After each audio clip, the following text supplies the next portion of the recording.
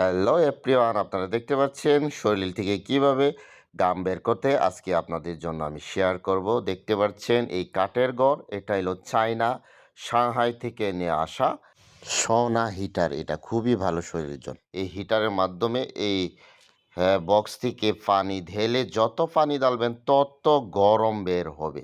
এই পুরো কাঠের গর্ত আগুনের মতো তাপ হবে। এই তাপের মাধ্যমে পুরা শরীরটাকে আপনার যন্ত্রণা দিবে। যত কষ্ট হবে শ্বাস গরমগুলো তত শরীরের আপনার ঘাম বের হবে। যত ঘাম বের হবে শরীরটা এত চাঙ্গা লাগবে, খুবই ভালো চমৎকার একটা আরাম আইডিয়া। দেখতে পাচ্ছেন এই মিটারের মাধ্যমে 15 মিনিট এই পাউডারটা নিচে ডাউন হবে। 15 মিনিট হয়ে গেলে প্লাগ হয়ে যাবে। এই যে হিটার দেখতে পাচ্ছেন, টাওয়াল নিয়েছি এবং ক্যাপ নিয়েছি। এত গরম ভিতরে বাবা রে! আপনাদের জন্য দেখাচ্ছি, এটা হলো কাঠের মিটার ঘড়ি। 15 মিনিট থাকতে হবে। এত গরম 75-76 ডিগ্রি, এত গরম তাপমাত্রা, কষ্ট হবে।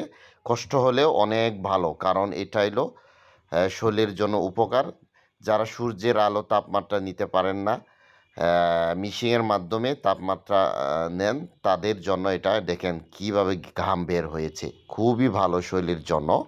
কষ্ট হবে 15 মিনিট গরমের তাপমাত্রার জন্য, তবেও ভালো।